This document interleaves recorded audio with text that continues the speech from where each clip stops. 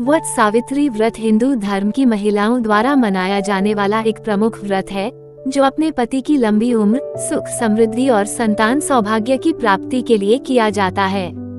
यह व्रत ज्येष्ठ मास की अमावस्या या पूर्णिमा तिथि को वट बड़ वृक्ष के नीचे विधिवत रूप से पूजा करके किया जाता है। इस दिन महिलाएं निर्जला व्रत रखती हैं और वट वृक्ष की पूजा करके सावित्री और सत्यवान की कथा सुनती हैं। यह व्रत मुख्य रूप से उत्तर भारत, बिहार, मध्य प्रदेश और महाराष्ट्र में बड़े ही श्रद्धा और भक्ति के साथ मनाया जाता है। इस व्रत की मूल प्रेरणा महान पतिव्रता स्त्री सावित्री से जुड़ी है, जिसने अपने तप, श्रद्धा और बुद्धिमत्ता से अपने मृत पति सत्यवान को यमराज से वापस लौटा लिया था। नीचे वट सावित्री व्रत की पूरी कथा दी गई है, जिसे व्रत करने वाली स्त्रियां पारंपरिक रूप से सुनती हैं। वट सावित्री व्रत की पौराणिक कथा। प्राचीन काल में एक महान राजा थे, जिनका नाम अश्वपथ था। वे राजा मध्य देश के शासक थे और उनकी पत्नी का नाम मालवती था। दोनों धर्मनिष्ठ, सत्यवादी और प्रजा हितकारी थे। राजा और रानी संतानहीन थे, जिस कारण वे अत्यंत दुखी रहते थे। संतान प्राप्ति के लिए उन्होंने कई वर्षों तक तप किया और ब्रह्मा की आराधना की। अंततः ब्रह्मा जी प्रसन्न हुए और उन्हें एक तेजस्वी कन्या होने का वरदान दिया। कुछ समय बाद रानी मालवती ने एक सुंदर, तेजस्विनी और गुणवान कन्या को जन्म दिया, जिसका नाम सावित्री रखा गया। ये कन्या अत्यंत बुद्धिमती, साहसी और धार्मिक प्रवृत्ति की थी। जैसे जैसे वो बड़ी होती गई, उसके रूप, गुण और चरित्र की प्रसिद्धि दूर दूर तक फैलने लगी। जब विवाह योग्य आयु हुई, तो राजा अश्वपथ ने उसके लिए योग्य वर की खोज प्रारंभ की, परंतु कोई भी योग्य वर उनके मन को भा न सका। सत्यवान का चुनाव। तब राजा ने सावित्री से कहा कि वो स्वयं अपनी इच्छानुसार वर का चयन करे। सावित्री ने ब्रह्मचारिणी रूप में तीर्थाटन के लिए यात्रा की और वनवासियों के बीच निवास करने वाले एक तपस्वी, धर्मात्मा, परोपकारी किंतु दरिद्र राजकुमार सत्यवान को देखा। सत्यवान शाल्व देश के राजा द्यमतसेन का पुत्र था, जिनका राज्य किसी छल से छीन लिया गया था और वे परिवार सहित वन में निवास करने लगे थे। सावित्री ने सत्यवान को अपना जीवन साथी चुन लिया और राजा अश्वपथ को इसकी जानकारी दी।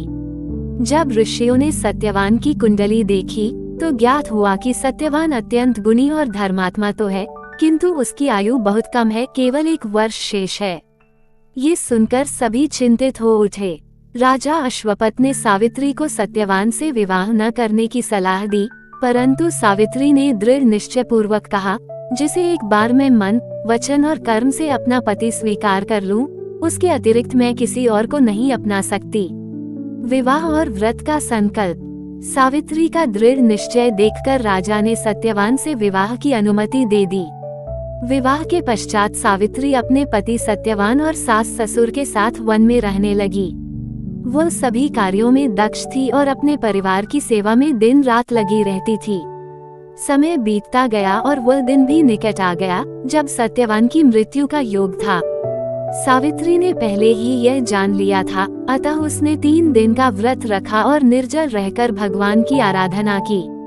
उसने वट वृक्ष की पूजा की और अपने पति की दीर्घायु के लिए भगवान से प्रार्थना की।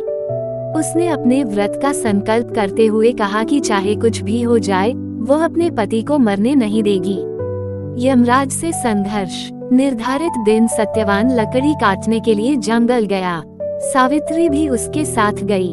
कुछ ही देर में सत्यवान को चक्कर आने लगे और वह सावित्री की गोद में गिर पड़ा। तभी यमराज वहां आए और सत्यवान का प्राण ले जाने लगे। सावित्री ने उन्हें प्रणाम किया और पीछे पीछे चलने लगी। यमराज ने कहा, हे पतिव्रता स्त्री, तुम यहाँ तक ही आ सकती हो, अब वापस लौट जाओ। सावित्री ने उत्तर दिया, जहाँ तक मेरे पति जाएं, वहाँ तक जाना मेरा धर्म है। यमराज उसकी श्रद्धा, सेवा और दृढ़ संकल्प से प्रभावित हुए।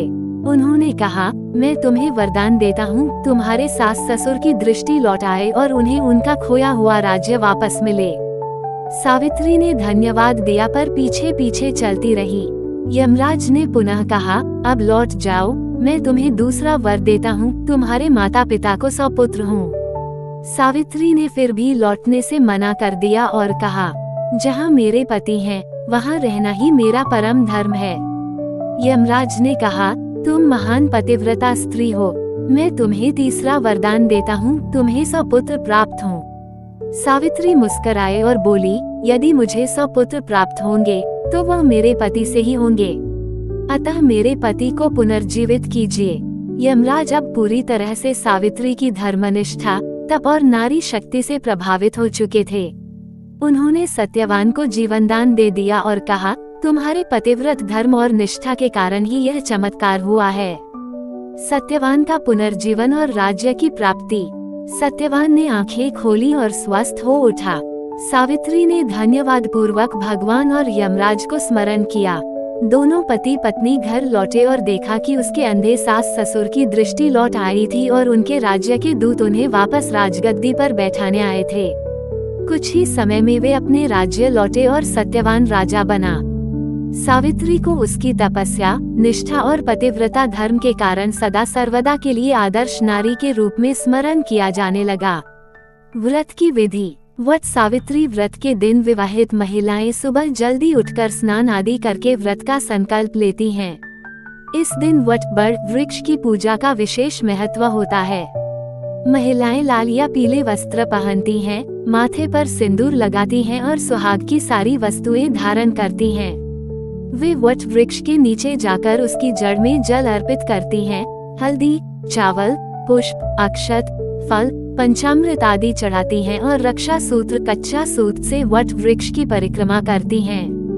वट वृक्ष को सावित्री सत्यवान का प्रतीक मानकर उसकी पूजा की जाती है।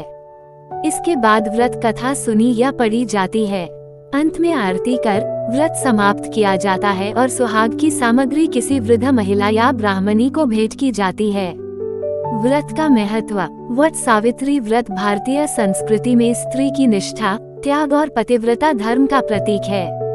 यह व्रत केवल धार्मिक ही नहीं, अपितु सामाजिक और सांस्कृतिक रूप से भी अत्यंत महत्वपूर्ण है। ये नारी शक्ति की महिमा, श्रद्धा और अडिग विश्वास का उदाहरण है। इस व्रत से न केवल परिवार में सुख शांति और समृद्धि आती है, बल्कि पति की दीर्घायु, संतान सुख और सौभाग्य की प्राप्ति होती है। यह व्रत स्त्रियों को आंतरिक शक्ति, संयम और धर्म के पथ पर चलने की प्रेरणा देता है। निष्कर्ष। वट सावित्री व्रत केवल एक धार्मिक अनुष्ठान नहीं, बल्कि भारतीय स्त्री की श्रद्धा, भक्ति और अडिग संकल्प का प्रतीक है। सावित्री जैसी नारी ने जिस प्रकार अपने पति को मृत्यु के मुख से वापस लाया, वह प्रेरणादायी है। आज भी भारतीय नारी उसी भावना के साथ यह व्रत करती है, न केवल पति की दीर्घायु के लिए, बल्कि अपने कर्तव्यों की स्मृति और आत्मबल के जागरण हेतु भी।